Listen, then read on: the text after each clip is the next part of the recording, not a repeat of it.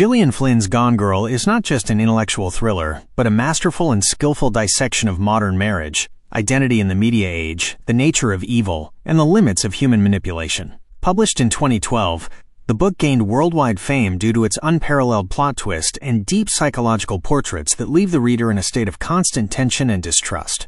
This is a journey into the darkest corners of the human psyche, where love turns into hate and reality into fiction. Chapter 1. The Facade of Idealism. The Day of Disappearance and the Beginning of the Myth. The narrative begins on July 5th, the 5th wedding anniversary of Nick and Amy Dunne. It's a hot summer morning in the provincial town of Carthage, Missouri, a place Amy truly hates, considering it her ghetto. Nick, a former New York journalist who lost his job due to the media crisis, returns to his house, which, like much in their lives, is hanging by a thread. He notices the open front door, which is the first alarming sign. Inside, signs of a struggle, overturned furniture, a broken glass table, and bloodstains which, though minor, indicate violence. His wife, Amy Elliott Dunne, has vanished without a trace. This moment becomes the catalyst for unfolding events and delving into a dual narrative. Nick's perspective, present time. Nick's narration is direct, unfolding in real time. He portrays himself as confused, but perhaps too calm.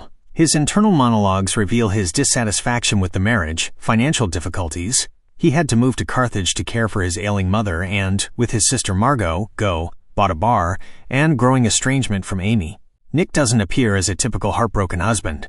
His strange, somewhat detached behavior, smiling in police photos, awkward humor during interviews, hidden secrets, immediately raises suspicions in experienced detectives Rhonda Boney and Jim Gilpin. It seems Nick is hiding something, and this suspicion intensifies with each passing hour. Amy's perspective, diary entries. Parallel to Nick's story, the reader delves into Amy's diary entries, covering the period from her first meeting with Nick at a literary party in New York to the morning of her disappearance. These entries gradually form the image of Amazing Amy, an intelligent, sophisticated, successful but somewhat lonely woman whose parents, children's authors, created a popular book series, Amazing Amy, based on her life, which placed a huge burden of perfection on her. Amy's diary depicts their acquaintance, the first years of a happy marriage full of intellectual games, and then a gradual decline. She details how Nick over time becomes distant, unmotivated, loses his job, cheats on her with a young student Andy Hardy, and how their lives turn into financial and emotional chaos after moving to Carthage. This diary, seemingly, is direct evidence of Nick's infidelity and growing aggression, making him the prime suspect. The police find more and more evidence. A hidden loan in Amy's name, Nick's lie about his financial situation, and the fact that Amy might have been pregnant, which Nick didn't know, and this only intensifies suspicions. The public, fueled by media frenzy, quickly delivers its verdict. Nick Dunne is the cruel killer of his ideal wife. Chapter 2. The Shapeshifter. Unveiling motives and mechanisms of manipulation. Approximately halfway through the book, one of the most striking plot twists in modern literature occurs, turning everything upside down. It turns out Amy didn't disappear but staged her own abduction and murder to get revenge on Nick. This shocking moment shifts the novel's genre from detective to psychological thriller, where the reader becomes complicit in her brilliant but horrifying plan. The narrative entirely switches to Amy's point of view, where she meticulously, step by step, reveals her multi-layered plan. The root of revenge. Amy felt betrayed not only by Nick's physical infidelity, but also because he stole her life, her identity. She hated Carthage, her unemployment, his passivity, and his relationship with Andy. For Amy, with her narcissistic nature and Amazing Amy syndrome, this was the deepest humiliation. Her revenge is not just anger, but a carefully planned campaign to regain control, completely destroy Nick's reputation, and ensure his lifelong imprisonment for a crime he didn't commit.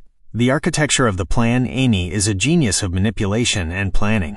She spent months developing her disappearance, considering every detail. Fake diaries. She kept 2 diaries. One real, where she recorded her true emotions and the progress of the plan, and one fake, intended for the police. This fake diary was a masterful blend of truth and lies, creating an image of Nick as a cruel, manipulative husband who gradually pushed her to despair. Anniversary treasure hunt. Their traditional anniversary treasure hunts were transformed into a malicious quest designed to lead the police to evidence of Nick's guilt, such as traces of a burnt diary or hidden incriminating objects. Staging pregnancy.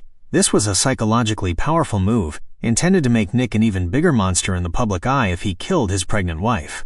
Evidence of violence. She staged a struggle in the house, broke a table, and even left some of her own blood. Financial preparation. Amy transferred a large sum of money from a trust fund set up by her parents to a secret account, planning to live on it after her disappearance. Media as a tool, Amy perfectly understood how the media works and used them to manipulate public opinion. She knew the police would look for the perfect story and gave them just that: a cruel husband versus an innocent victim. Amy is a cold-blooded, calculating intellect who transforms her frustration into a sophisticated form of psychological terrorism.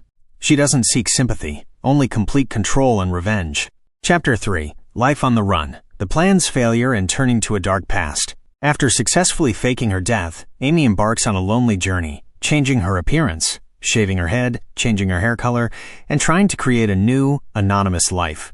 Her plan is to live on the stolen money, avoiding any contact. However, her meticulously crafted plan begins to crumble due to unforeseen circumstances and her own audacity.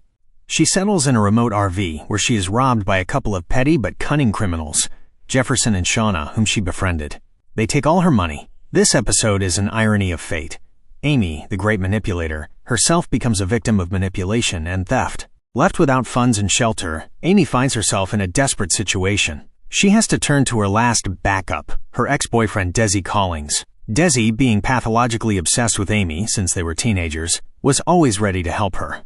Amy appears at his doorstep, fabricating a tearful story. She supposedly escaped from Nick, who abducted her and held her captive for months, abusing and raping her.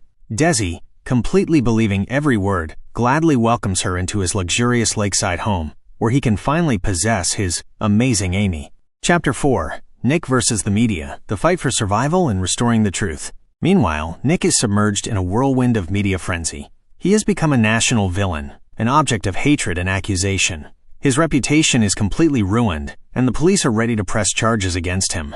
Nick, realizing he's been framed, desperately fights for his name.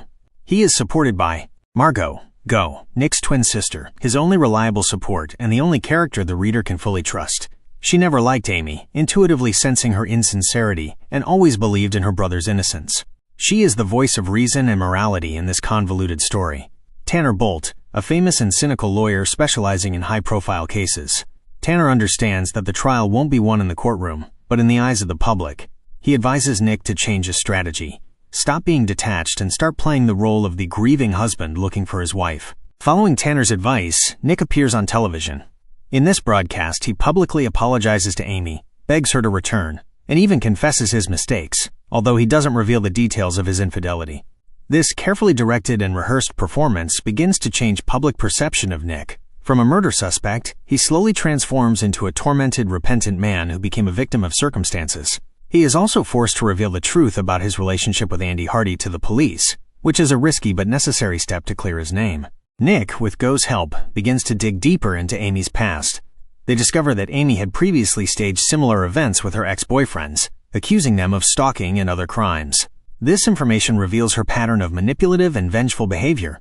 Nick begins to understand that Amy is not just a distressed wife, but a sociopath with a long history of manipulation. Chapter 5. The Triumph of Evil, Return and Final Victory. While staying with Desi, Amy initially enjoys the comfort and attention he provides. She feels safe and revels in the game of being a victim. However, Desi proves to be overly controlling and obsessive, turning his luxurious mansion into a golden cage. Amy realizes she's trapped. When Amy sees Nick successfully swaying public opinion in his favor, and the police beginning to doubt her disappearance, she realizes her initial plan is cracking. She cannot let Nick win. She decides to return, but does so in her own terrifying way. Amy kills Desi, slitting his throat during sex, staging it as self-defense. She claims that Desi, her abductor, became aggressive, and she was forced to defend herself. She returns home, to Nick, exhausted, frightened, but triumphant. Society and the media welcome her as a heroine. Nick, who knows the truth, is in a state of deep shock. He realizes Amy has won. She brilliantly constructed a story that the entire country believed, and he has no evidence to expose her lies. She is amazing Amy to everyone but him. Her return is not a sign of weakness, but the ultimate act of dominance. Epilogue, The Prison of Marriage and the Endless Game. The book ends with Nick and Amy remaining together. Amy takes one last, decisive step to permanently tie Nick to her. She announces she's pregnant, using Nick's frozen sperm, which she secretly took from the clinic. This move is both brilliant and cruel. It puts Nick in an impossible position. He cannot leave her because that would mean abandoning his child with such a dangerous and manipulative mother. They continue to live together, but but their marriage has transformed into a sophisticated psychological war. They both know the truth but are forced to play the roles of a happy couple for the outside world, especially for the media, who continue to follow their love story. The book leaves the reader with a crushing feeling that their lives are a constant struggle for power, where Amy will always be one step ahead, and Nick is her eternal hostage. Their child will be born into a toxic environment, doomed to be a pawn in the game of two masterful manipulators. Deep analysis and themes. Deconstruction of marriage. Gone Girl shatters romantic notions of marriage.